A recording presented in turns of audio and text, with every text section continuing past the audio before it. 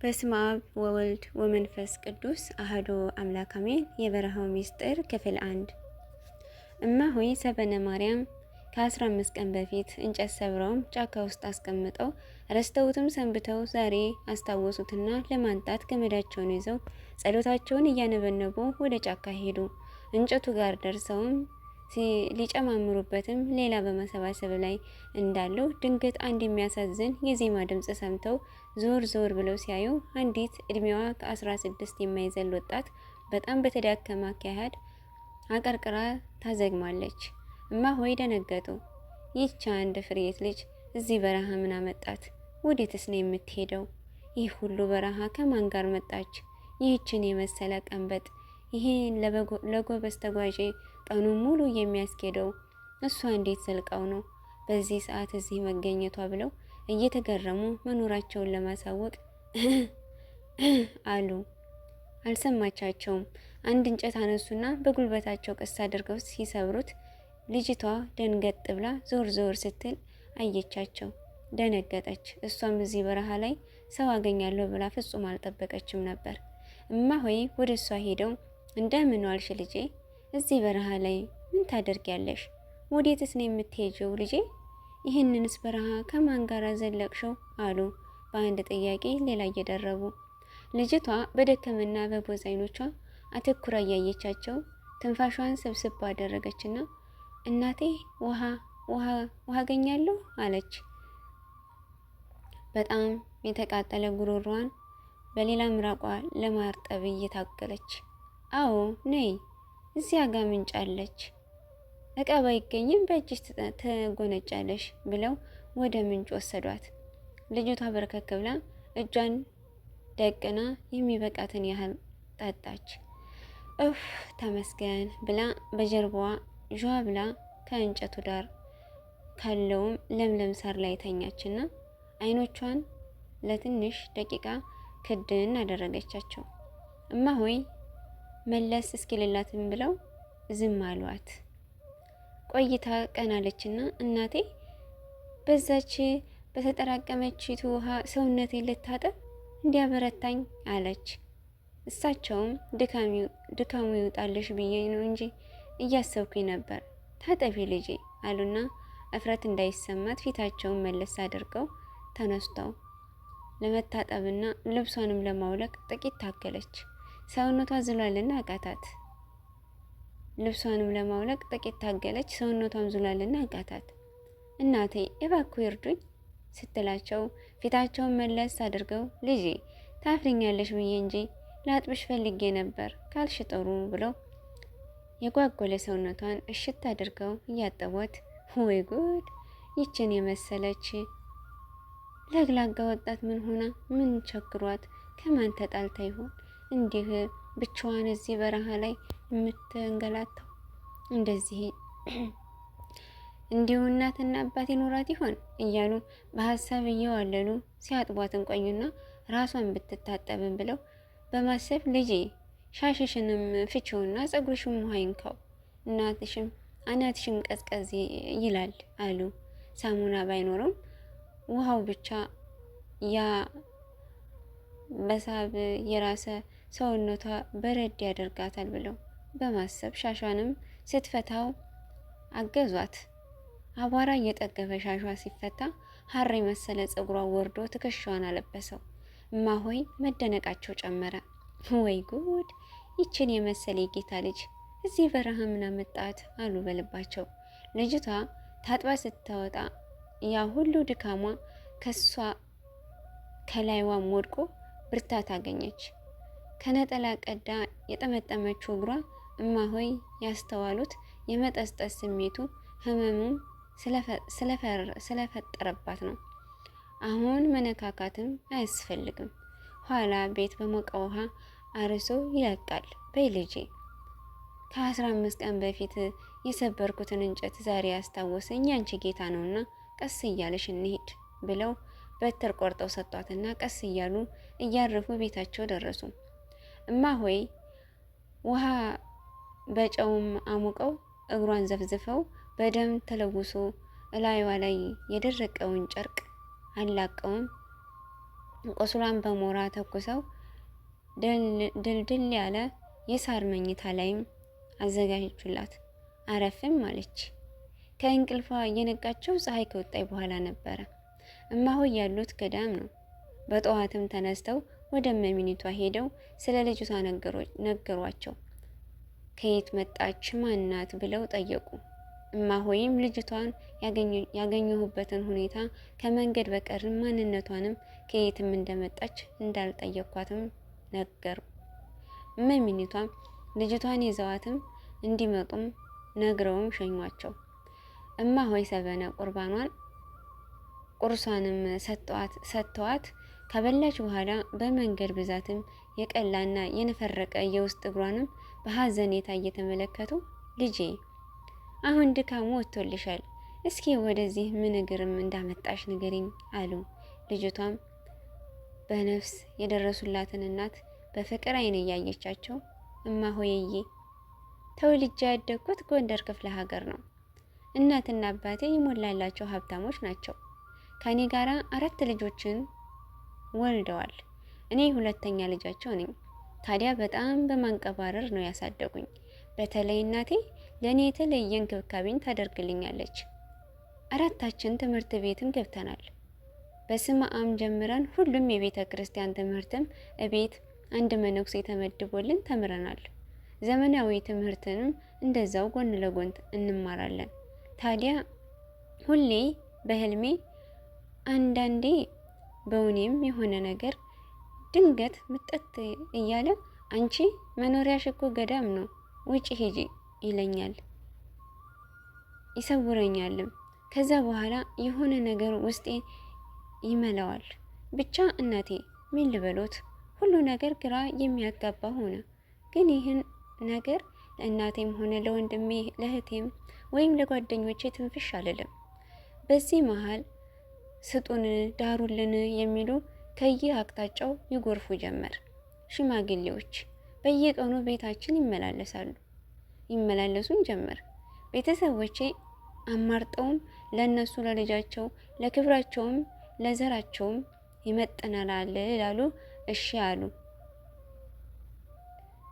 ድግሱም ተጀመረ። አሁንም ያ ውጪ ወደ ገዳም ሂጂ የሚለው ውትወታውም አላቆመም። ግራ ገባኝ። ወዴት ልሄድ? ስለ ገዳም ስለምናኔ አላውቅም። በዚህ ሁኔታ ውስጥ እያለሁኝ ሰርጉ ተቃረበ። ሁሉም ነገር ከፈቃዴ ከቁጥጥሬ ውጭ ነው የሚሆነው። እኔ ስለ ራሴ ማሰብም መወሰንም ካልቻልኩኝ ሰው ለሰርጉ ጉብ ቂጥ ሲል ምንም አይሰማው። ብቻ በዚህ መሀልም ሰርጉ 7 ቀን ሲቀረው ሌሊትም ላይ ማን እንደከፈተላቸውም ማንም እንዳስገባቸውም ሳላውቅ ከታናሽ እህቴ ጋር ተኝቼ ሳለሁ አንድ መነኩሴ ቀሰቀሱኝና ልብስሽን ልበሽና ተከተይኝ አሉኝ። እኔም ወዴት እንዴት ሳልል ልክ ከሰው ተቀጣጥሮ ሲጠባበቅ እንደቆየ ብድግ ብዬ ለባበሽም ተከተልኳቸው። ከዛ ብዙ ከተጓዝን በኋላ ቆም አሉና በይ ይህን መንገድ ይዘሽ ሂጂ፣ መንገድ ላይ ምንም ክፉ አያገኝሽም፣ እኔም መጣ እያልኩኝ አይሻለሁ፣ ሂጂ መንገዱ የምትኖሪበትን ገዳም ያደርስሻል ብለውም ተለዩኝ። በቃ ረሃብ የለ ጥም የለ። ይኸው 3 ቀን ሙሉ ተጉዤ እርሱን አገኘሁኝ። መንገድ ላይ ትንሽ እግሬ አስቸግሮኝ ነበር። ነጠላዬንም ቀድጄ አስሬው እዚህም አደረሰኝ አለች። እማሆይም በጣም ተገረሙ። የፈጣሪንም ስራ ጥሪውንም አደነቁ። እውነት ነው፣ እሱ ራሱ መርቶና ጠብቆ እንደዚህ እዚህም አደረሳት እንጂ እንኳንም ይህቺ አንድ ፍሬ ልጅ ቀርቶ ስንቱ ጀግና በዚህ በረሃ ሲያቋርጥ ደኑንም ቁጥቋጦንም ተገንም አድርጎ የመሹትንም ሽፍታዎችን አይደለም ጉድ አያደርግም።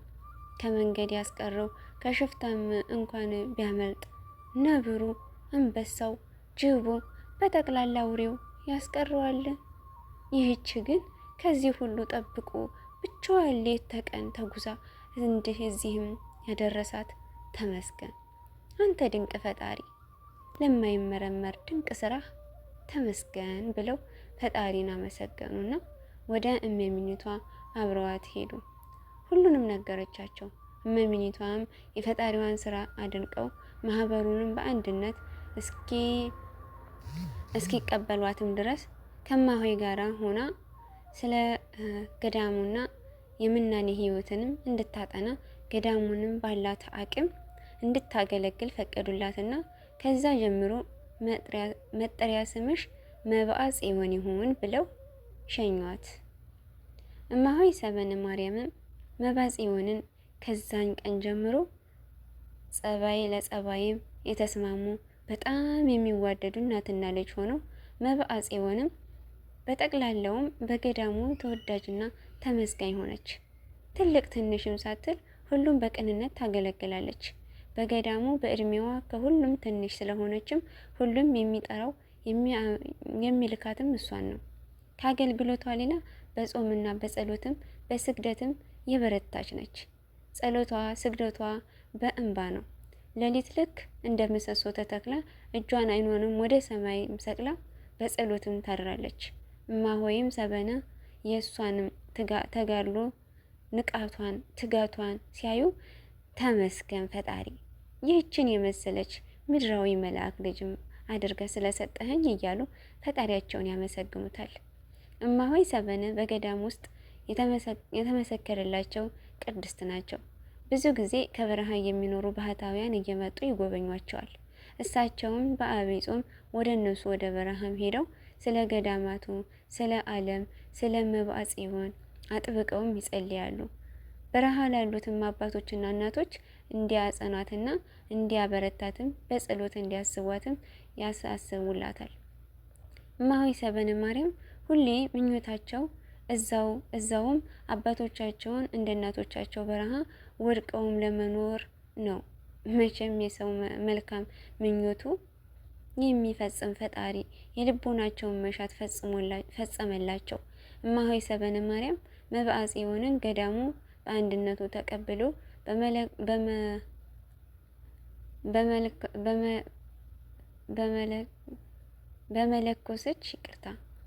በመለኮሰች በአመቷ ብዙ መክሯትና መቁጠሪያ ዳዊታቸውንም ሰጥተዋት በረሃ መሆናቸውንም ለማንም እንዳትናገር አዘዋት በረሃ ካሉት ጋራም ተቀላቀሉ። እማሆይ መብአ ጽዮን እማሆይ ሰበነ ከተለዩት በኋላ ሰውነቷ አልቆ አጥንቷ እስኪቀር ድረስም ትሩፋቷን በማብዛትም ተጋድሏን ቀጠለች። እማሆይ መብአ ጽዮን የገዳሙን ህይወት ከጀመሩ 40 ዓመት ሞሏቸው። በዚህ ጊዜ ውስጥም በስጋ ድካም ሳይረቱ ተጋድሏቸውንም ሳያቋርጡ እለት ተእለትም ተጋድሎን እየጨመሩና ለትንሹ ለትልቁም ዝቅ ብለው እየታዘዙ አንዴም ጸባያቸውን ታዛዥነታቸውን ሳይለወጥ በገዳሙ ዘንድ እንደተመሰገኑና ለትልቅ ለትንሹም አርአያ እንደሆኑ ሲኖሩ በልባቸው ግን ሁሌ አንድነታቸውን እንደ እማሆይ ሰበነ ማርያም ከሰው ተለይተው በረሃ መኖርን ይመኙ ነበር። አንዳንዴ ከበረሃ መጥቶ መክረውም አጽንቷቸውም ሲሄዱ ምን አለ ፈጣሪ ይህን ህይወት እንድኖርም ከፈቀድክልኝም እንደ እነሱ በታደልኩኝ ብለውም በመንፈሳዊ ቅናት ልባቸው ይቃጠላል። ከዕለታት አንድ ቀን እማሆይ መብአ ጽዮን ቤታቸውን ጓዳ ውስጥም እማሆይ ሰበነ ማርያም ውስጥ ቆመውም የሚጸልዩበት በቁመታቸው ልክም የተቆፈረ ዙሪያውን ጦር የተተከለበትም ጉድጓድ ውስጥም ሌሊት ቆመው እንባቸውን እንደ ጎርፍ እያዘሩ ሲጸልዩ ያኔ ከእናት ከአባታቸው ቤት ሰው አውጥቶ ወደዚህ ያመጣቸው ግሁስ አሁንም ኮሽታ ሳያሰማ ፊታቸው ቆመ። እማሆይ ምትሃት መስሏቸው ደነገጡ። ወደ መሬትም ለመውደቅም ተንገዳገዱ። እኛ አባት አይዞሽ ብለውም ደግፈውም ከጉድጓዱም አወጧቸውና ልጄ ጌታ ጸሎትሽን ሰምቷል። በረሃ ያሉ አባቶች እናቶችም አናኗራቸውን ታዩ ዘንድ ወደ በረሃ እንዲወስድሽም ልኮኛል ልኮኝም ነውና የመጣሁት ተከታይኝ ብለውም ይዘዋቸውም ወደ በረሃ ወረዱ። እማሆይ መባጽዮንም እንዴት ተጉዘውም እንደደረሱም ሳያውቁ ጭልጥ ያለ በረሃ ውስጥም ደረሱ።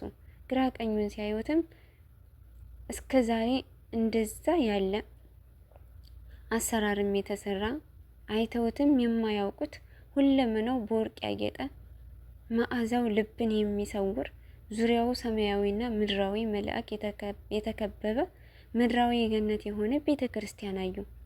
እዛ ያሉ ሁሉ አይናቸው ልባቸው ወደ ጽርሐ አርያም ሰቅለውም ሁሉም በአንድ ቃል በአንድ ዜማ ወደ ፈጣሪያቸው ምስጋና ያቀርባሉ። እማሆይ መባጽዮን የሚያዩት ነገር በህልም ይሄ ወይስ በየት ነው? መለየትም አቃታቸው። በህልም ይሁን ወይስ ብቻ መለየት አቃታቸው። እኛ አባትም እዛ ደርሰውም እሳቸውንም ከነሱ ጋራ ለምስጋና ተቀላቀሉ። ያ የመላእክት ምስጋና ቅዳሴ እንዳበቃ ሁሉም እንደ ቅጠልም ረግፈው አሜን ብለው ወደ መሬትም ሰገዱ። ቀና ሲሉ ያ ሁሉ ነገር ተሰወረ። እማሆይ መባጽዮን እንደገና ሌላ ዓለም ያለ መሰላቸው።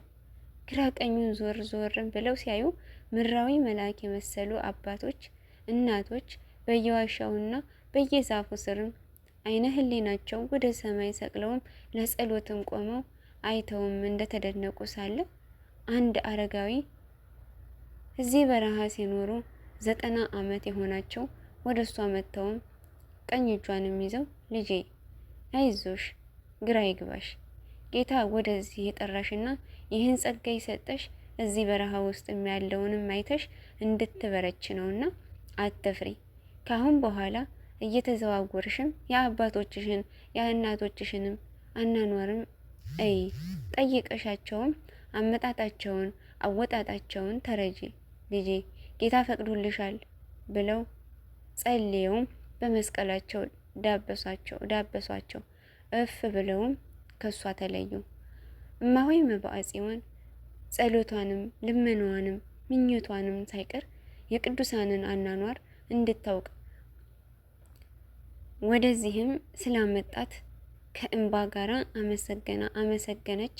ሁሉንም እየተዟዟረች ለማየትም ጸሎታቸው ቡራኪያቸውንም ለመቀበል ጽናትንም ድፍረትንም አገኘችና በመጀመሪያ ፊት ለፊትም ወዳሉት አንድ አረጋዊ ሄዳ እግራቸውን ስማ መስቀል ተሳልማ በረከታቸውን ተቀበለች።